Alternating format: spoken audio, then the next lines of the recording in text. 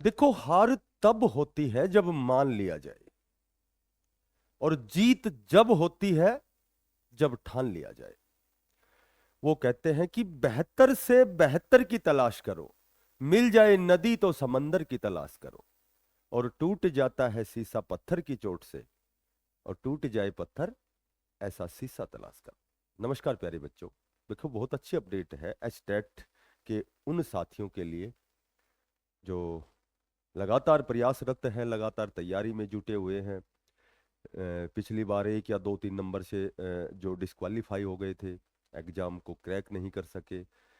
और ये हम सभी को विदित है कि एचटेट का एग्जाम हमारे लिए कितना मैंडेटरी है, कितना अनिवार्य है, क्योंकि हम बहुत लंबे समय से इस शिक्षा विभाग में जाने का प्रयास कर रहे हैं, और हमारा सपना भी यही है, हमारा लक्ष्य भी यही है। तो जाहिर सी बात है, स्टेट तो जो पहली सीढ़ी है ये हमें पार करनी है। तो सीधा हम पॉइंट पे आते हैं कि स्टेट का जो आपका एग्जाम है, लगभग बोर्ड द्वारा कंप्लीट जो एग्जाम की जो प्रक्रिया है, वो लगभग जो भी तैयारी है वो संपन्न हो चुकी है। इसी दिशा में पूरा काम हो चुका है। आपका जो स्टेट का एग्जाम है, मैक्सिमम पॉसिबिलिटी है, यदि हम परसेंटेज में बात करें तो लगभग 90% आपका जो 30 और 31 मई को एग्जाम है वो डिक्लेयर हो सकता है। होगा कब ये? क्योंकि 30 और 31 जो आपका मई है, इसमें बहुत ज़्यादा समय नहीं है। तो समय तो जब देखेंगे जब तैयारी पूरी नहीं है, बोर्ड द्वारा जब पूरी तैयारी कंप्लीट है, तो केवल डेट आपकी डिक्लेयर होनी है, ऑफिशियल आपकी डेट आनी है।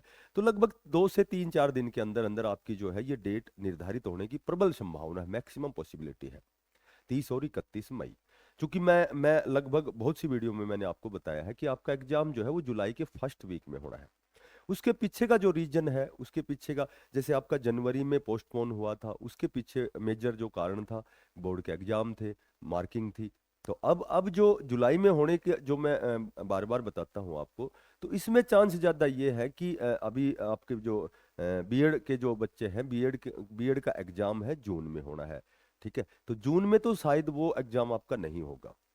तो जहां तक हम कयास लगाएं, या फिर जो भी जानकारी है, जो सोशल मीडिया की जानकारी है, उसके अनुसार जून के फर्स्ट वीक में आपके जो फॉर्म रीओपन होंगे और जुलाई में आपका एग्जाम होगा। तो इस तरह की बातें लगातार जो चर्चाएं चलती थी।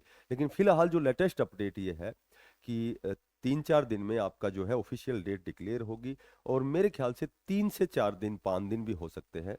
हो सकता है कि एक वीक का भी समय हो।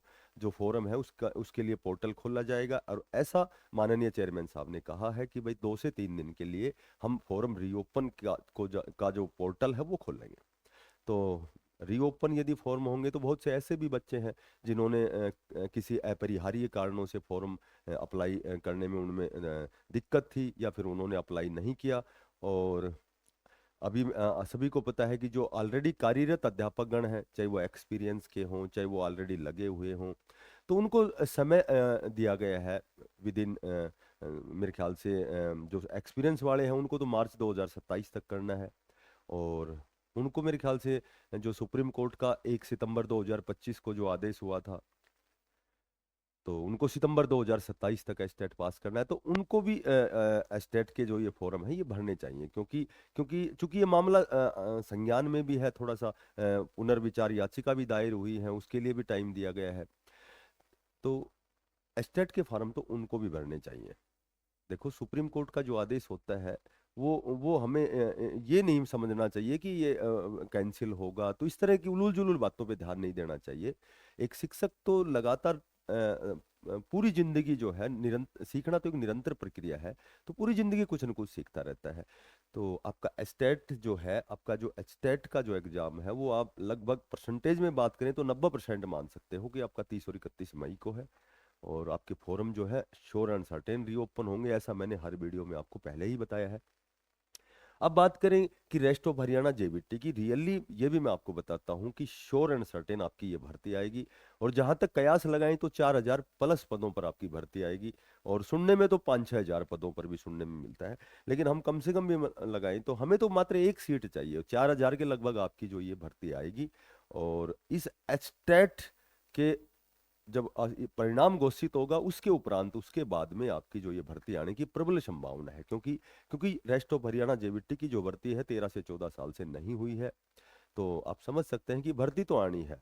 अब यदि मैं कहूं कि आपकी जो भर्ती है एस्टेट के तुरंत बाद आएगी या फिर वो 2 महीने 6 महीने 3 महीने बाद आएगी, तो उसमें बहुत ज्यादा फर्क नहीं पड़ता है। देखो, मायने ये नहीं रखता कि भर्ती 3 महीने लेट आएगी या 3 महीने पहले आएगी। मायने तो ये रखता है कि भर्ती आएगी और हम अपने सपने को जिएंगे, अपने सपने को साकार करेंगे, जो हमारा निर्धारित लक्ष्य है उसको अचीव करेंगे, उसको गेन करेंगे। तो आपकी ये रेस्ट ऑफ, और ये भी मैंने यदा कदा आपको बताया है कि इसमें आपको एज में भी जो एग्जामेशन मिलेगी, छूट मिलेगी, कन्फर्म छूट मिलेगी। कन्फर्म तो खैर नहीं कह सकते, लेकिन लगभग हम कयास लगाए तो 3 साल की छूट लगभग, जहां तक मेरा अनुमान है या जो भी जानकारी के मुताबिक भी कह सकते हैं कि लगभग 3 साल की छूट मिलेगी।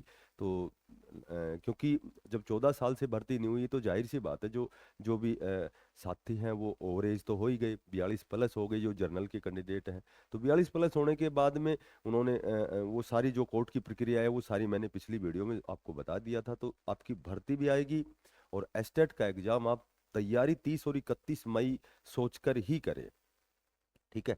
कहीं ऐसा ना हो कि जुलाई जुलाई समझ के बीएड के एग्जाम जून में होने। हाँ, ये मान सकते हो कि यदि 30 31 मई को एग्जाम नहीं होता है तो संभवतः आपका एग्जाम जो है जुलाई के फर्स्ट वीक में होगा। लेकिन मई की 30 31 और एक महीना जून, अगर एक महीने बाद भी होता है तो भी मायने तो ये रखता है कि हमारा स्टेट पास होना चाहिए, ताकि हम दूसरे प्रकार की जो भी भर्तियां हैं, कंसर्न जो भी आपका जेबीटी का मैटर है, टीजीटी पीजीटी, तो कम से कम संबंधित लेवल के हिसाब से हमें हमारा यदि एस्टेट पास होगा तो ही हम उस भर्ती में पार्टिसिपेट करेंगे, हम अपने सपने को जिएंगे। तो कहने का मेरा मतलब ये है कि लेटेस्ट अपडेट है कि 30 और 31 मई के अनुसार आप अपनी तैयारी करें। 2 से 3 दिन के अंदर, 4 दिन ज़्यादा से ज़्यादा आपकी ऑफिशियल डेट आएगी, आपके फॉर्म रीओपन होंगे 4 या 5 दिन, या हो सकता है 7 दिन भी हों।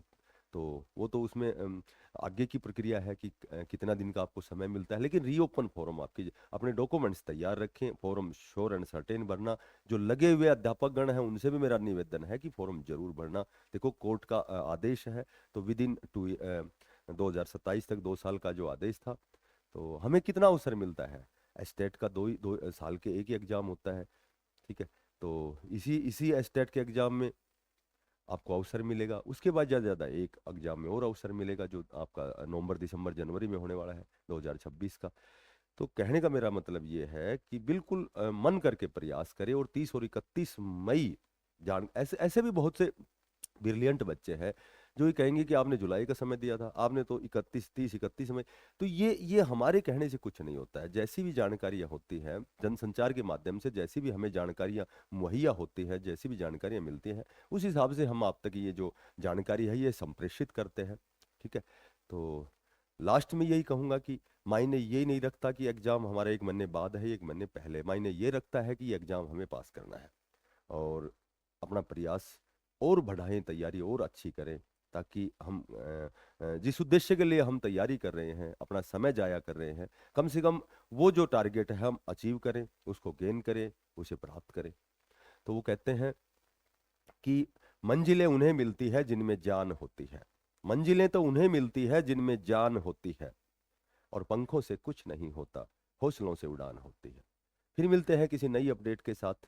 ये मैंने जानकारी आपको पहले ही दे दी थी कि परसों से हमारी नियमित क्लासेस स्टार्ट हो रही हैं। Special estate, CTET, Haryana police D group, जो भी 2026 में एग्जाम होने वाले हैं, सभी प्रकार के एग्जाम की प्रिपरेशन हम बहुत अच्छे मन से करवाएंगे, बहुत अच्छी तैयारी करवाएंगे। ये कहना तो सही नहीं होगा, लेकिन मन से बहुत अच्छी तैयारी करवाएंगे, ठीक है। जितनी हमारे पास नॉलेज है हम आप तक डिलीवर करेंगे।